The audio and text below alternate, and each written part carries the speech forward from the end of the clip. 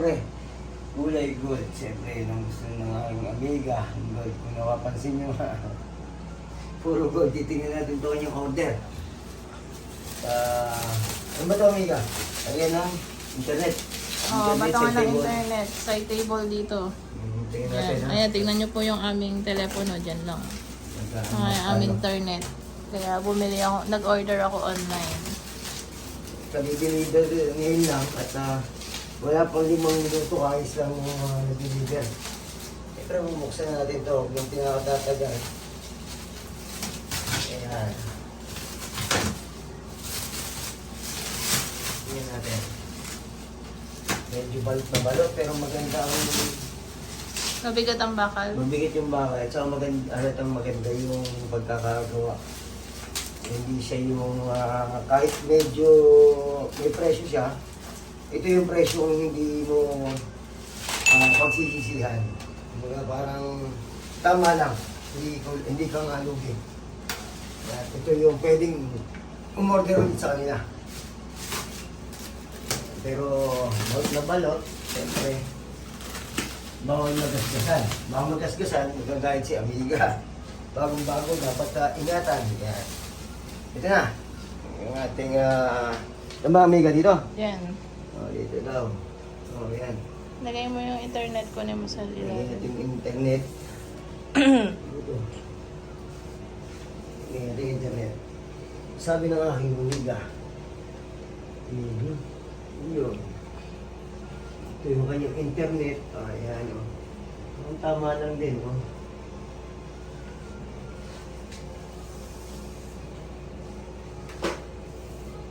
Sa bukas nating walisan, may medyo makalat na konti. Ito na tinagay. Ilalim ba? O dito? Dyan. Ito? Yan, oh. Ito daw. Nasa taas yung telepono. Taas yung telepono. Pwede ata ito dito bunutin, tapos punta sa ilalim. Teka lang nga, bunutin ko. At para daan sa ilalim. May natin ito eh. Tama lang ito tayo mga bubuksan natin. Yan na. Sakto. Ang tama. Tama yung ayusin ko yung wire niyan. Mag-unbox po tayo. Ito yung pangalawa. Ayan. Ngayon ito. Golden to siyempre.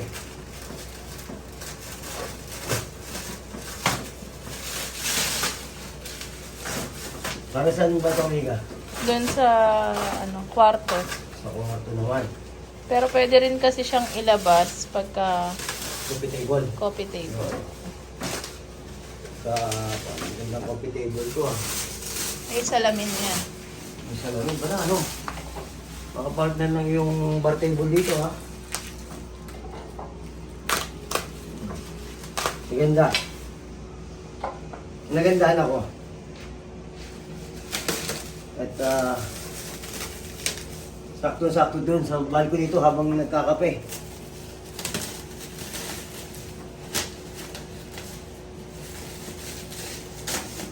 Uy. Dahil balot na balot, siyempre mahirap. Mahirap mag-unbox ng ganito. Yun. Bahtik meron pa.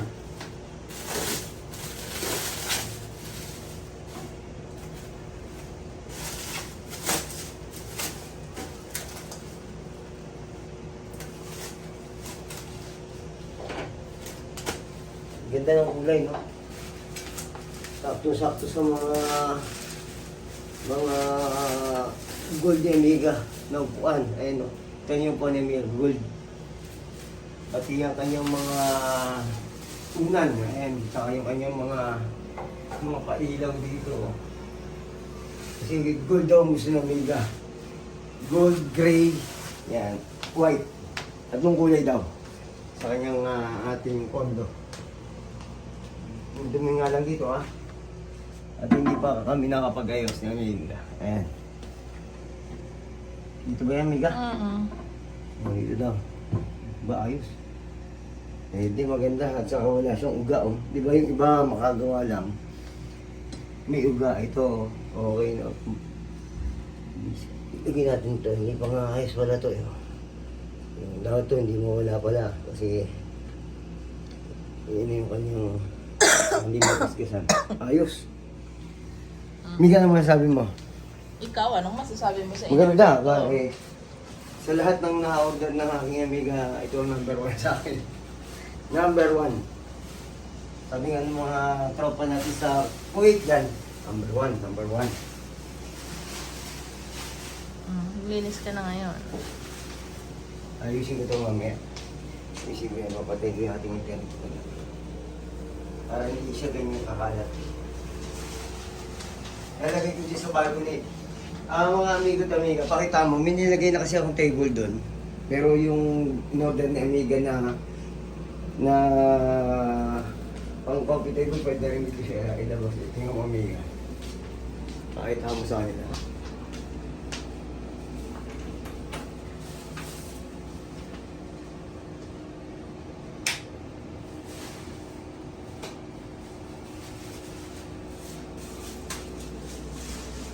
Tayo dito sa balcony.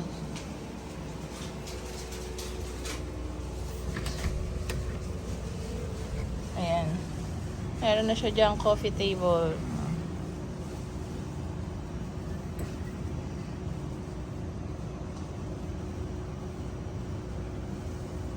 Sa umaga, pwede ka magkape-kape na dyan. Kahit sa gabi, kasi may ilaw naman. Plastic lang kasi para pag kahit maarawan, umulan, hindi siya mangangalawang. Oh, paano? Ayan na ang kanyang pag-unboxing. Siyempre, abangan nyo, hindi pa kami nakagawa ni Amiga tungkol nga dito sa ating staycation. Gagawin natin para sa ating mga ka-OFW dyan. At kung kayo nangangailangan or kailangan nyo ng may stayan dito, kung kayo ay malayo sa probinsya, pwede kayo mag-stay, lalo na kung kayo nga isang OFW, 1 month, or yung kahit dito sa Pilipinas, 2 days. Magagawa kami ng vlog ni Amiga tungkol dyan. At ngayon medyo naging busy kasi. Yan ba tayo makapag-vlog, Amiga? Yung talagang, mag-ayos muna tayo? Guys, lang muna kami kasi medyo magulo at lagi rin kaming wala dito sa condo. So, hindi pa nakakapag-ayos-ayos. So, paano? Ganyan na lang. At abangan nyo ang ating Jugs Staycation. At para sa atin to. At buhay OFW, buhay ko party po to ng ating buhay OFW itong pagbabakasyon. At hindi kami sabihin ka. Ingat po at respeto sa bawat isa. Yan si Amigo.